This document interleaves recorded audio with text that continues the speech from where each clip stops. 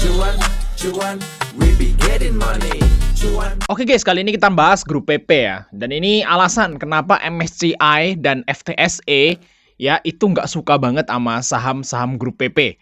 Nah, MSCI kemarin itu udah ngeluarin grup PP dari indeks mereka tuh berapa banyak ya. Hampir semua ya dikeluarin teman-teman ya dari indeks mereka. Dan FTSE itu akan nyusul, teman-teman, nyusul MSCI nendang saham-saham grup PP. Nah, apa sih yang membuat indeks-indeks tersebut ya MSCI sama FTSE itu nggak suka sama saham PP? Itu adalah dari penipuan free float-nya, teman-teman.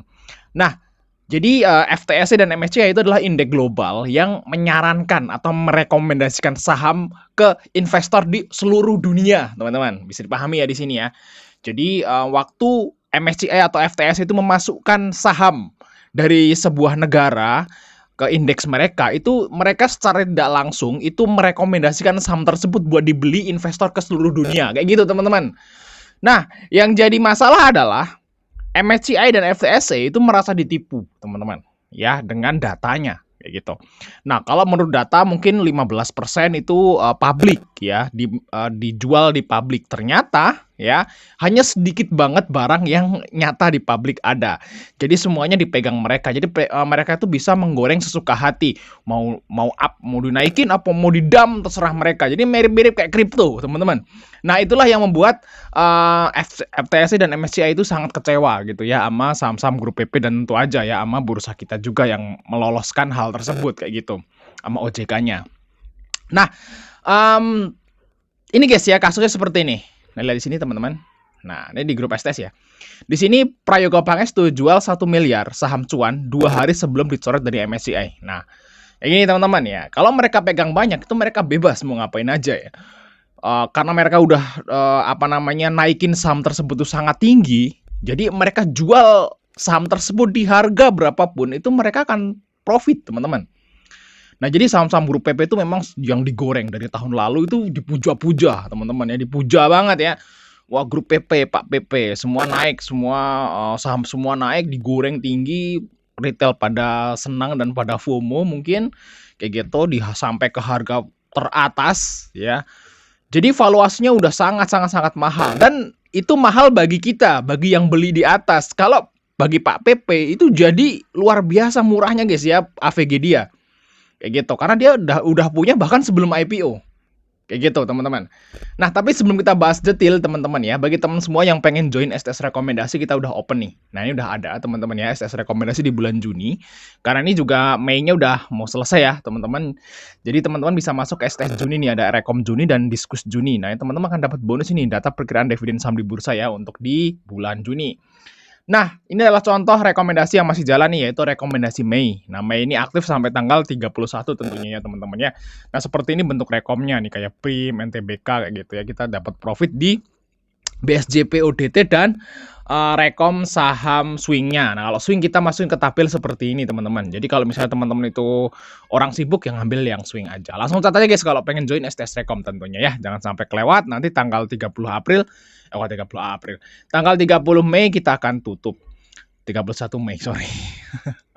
Oke, kita lihat di sini untuk chartnya, teman-teman. Ini adalah chart dari saham cuan ya. Lihat di sini guys, ini saham cuan.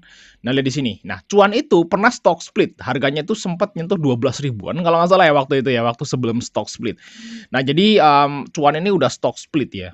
Nah, lihat di sini teman-teman tuh. Bahkan nah, kalau kita lihat arah pertamanya aja di 27 perak ya. Berarti IPO-nya itu sebenarnya di bawah sini, di bawah 20 perak. Sebenarnya IPO-nya tuh di 220, cuman karena dia stock split ya. Jadi harganya jadi kebagi. Kalau nggak salah stock split berapa kali sih ya? Saya lupa guys ya. Di sini stock splitnya teman-teman. Nah, di sini nih stock split. 1/10 stock splitnya teman-teman. Jadi udah dibagi 10 nih. Nah, kalau kita lihat chartnya ya, sebenarnya ya AVG AVG-nya grup PP itu di sini guys. Nah, mungkin di bawah ini ya, di bawah sekitaran 20. Nah, di sini nih guys. Nah, di sekitaran itulah. Itu adalah AVG dari investor saham cuan di awal-awal tuh AVG-nya di sini, teman-teman. Di sekitaran 20 perak.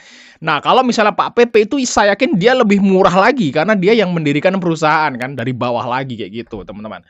Jadi guys ya, kalau misalnya grup PP dan teman-temannya itu yang pegang saham mayoritas di awal kayak gitu dan mereka jual di harga berapapun, itu mereka masih akan tetap profit loh. Nah, itulah yang, membuat apa namanya, MSCI itu kecewa kayak gitu. Ternyata mereka merasa ditipu ya. Jadi, tujuan tujuan Konglo ya untuk menggoreng saham tinggi itu tuh mereka akan, tujuannya adalah mereka menjual sahamnya teman-teman, biar profitnya gede banget kayak gitu. Dan, karena MSCI itu masukin cuan ya, dan brand dan segala macam yang grup apa sih nih, saham-saham Kunglo kayak gitu ke dalamnya, otomatis akan ada banyak investor global, investor luar Indonesia itu yang membeli saham-saham mereka ya. Membeli, saham-saham mereka karena mereka masuk MSCI Global Standard kayak gitu. Nah, saat mereka masuk otomatis, apa namanya, saat sahamnya itu turun ya, karena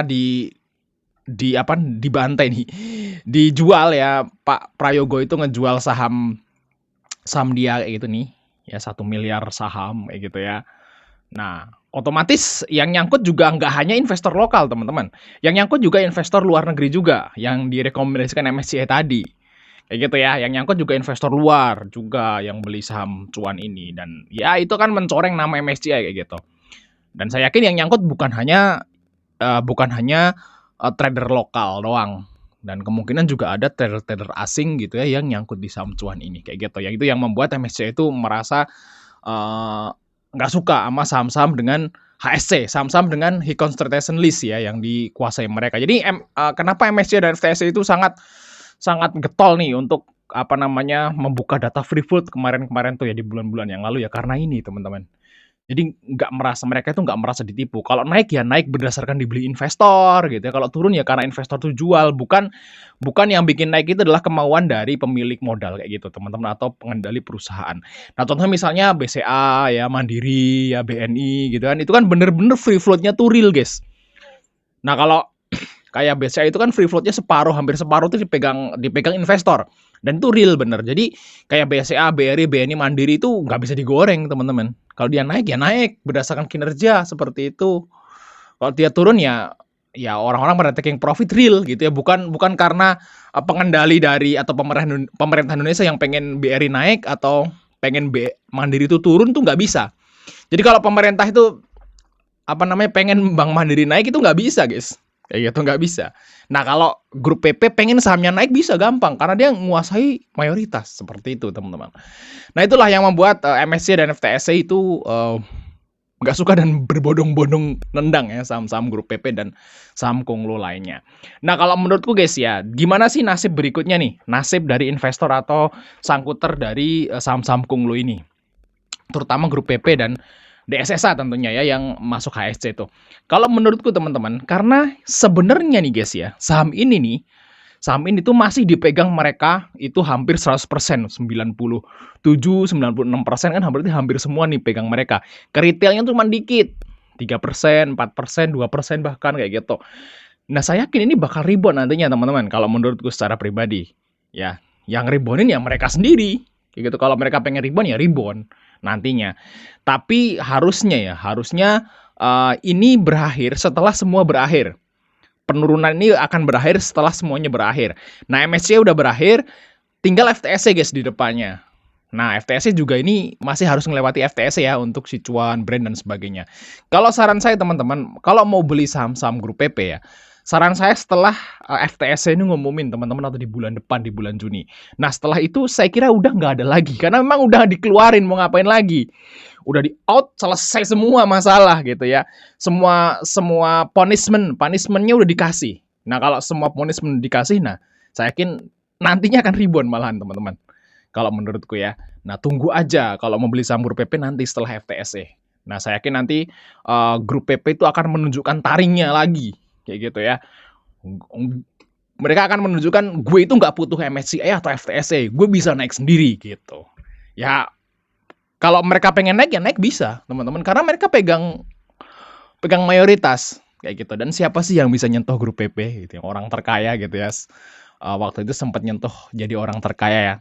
Jadi saya kira mereka masih aman-aman aja teman-teman ya. Walaupun dikasih punishment MSCI, FTSE nggak ngaruh juga bagi mereka guys.